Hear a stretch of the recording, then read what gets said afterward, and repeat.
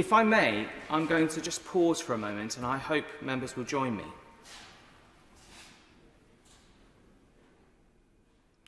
Madam Deputy Speaker, that was just 5 seconds. But imagine if that had been an hour, a week, a month, where you had no one to speak to and no one to listen to you. Loneliness is one of the worst parts of injustice within our society, and we have an opportunity as a nation and as parliamentarians to tackle this. During the first year of the pandemic, which was such an awful time, it also brought out a lot of light during that darkness. I was very fortunate to go out and campaign and work with local charities, including One Vision, where I am now a trustee, Small Acts of Kindness, the Salvation Army, and many others.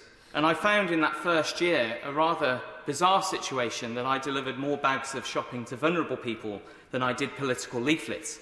But the reason why that was so important is because it wasn't just taking food to people, but it was when you were knocking on somebody's door. It was that sense that they knew somebody cared. And for me, it was about feeding the soul and feeding their spiritual needs as much as it was feeding their stomachs. And I know, for one, I certainly have one to feed. But what I would say on that is that what I saw during that time was communities getting on and supporting each other, helping their neighbours, looking up from their phones and seeing the doors that perhaps they hadn't seen neighbours behind for a long time. And that action of being able to help each other and support each other was so important. But it wasn't just about community acting on behalf of government or local government, it was community acting on behalf of itself.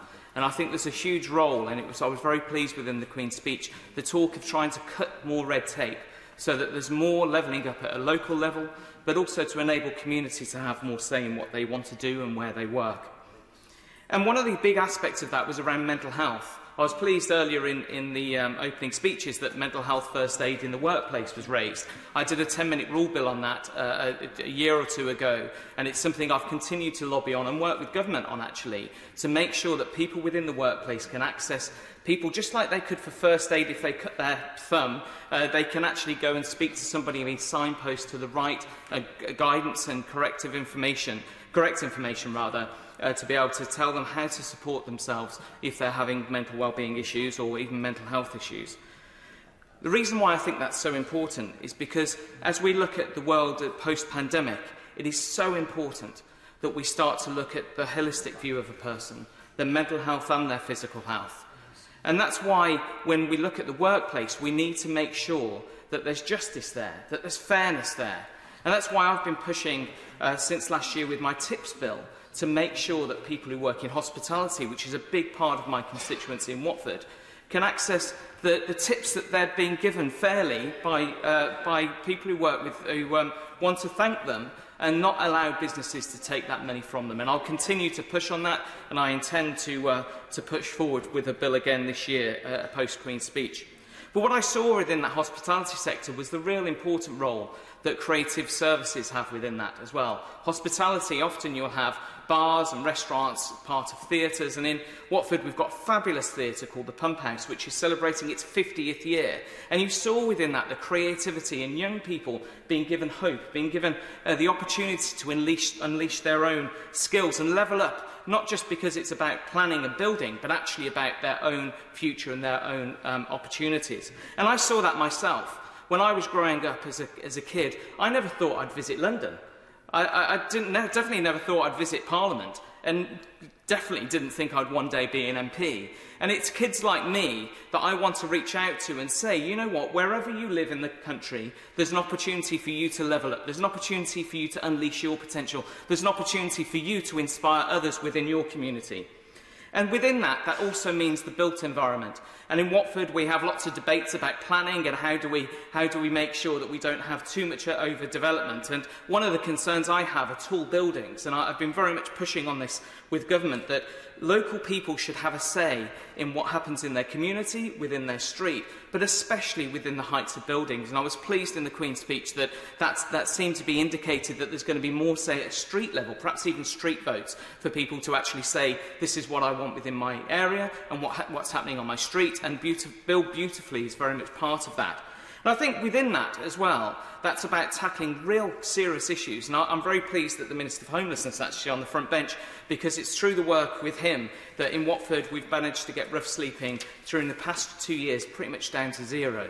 Now, there's always a need to continue to work on that and make sure that people are being supported. But again, we want to not just get people off the streets, but give them opportunity. Make sure they're not just surviving, but thriving as they look to the future. And I think this Queen's Speech really does offer opportunity with that. But within the built environment, when we look to the next generation, we also think about the virtual environment. And the online safety bill was something I was very involved in last year as part of the joint committee, working cross-party and across houses to really scrutinise and come up with suggestions. And I believe the government took on board, I think, 66 different suggestions from the report we produced. And I look forward to seeing that bill pass through Parliament, because we need to make sure when we're thinking about mental health, we're thinking about exercise, we're thinking about how people work together as a community, we look at the way the world is travelling. And the world is travelling in a much more virtual way, a technological way. And when I look at young kids now, they're not like me 30, 40 years ago. They see the world in a totally different way than I did. It wasn't just about the community on the road that they see now. They see the whole global community. And we need to make sure people who want to do them harm are stopped from doing so, while still enabling innovation and opportunity as we move forward.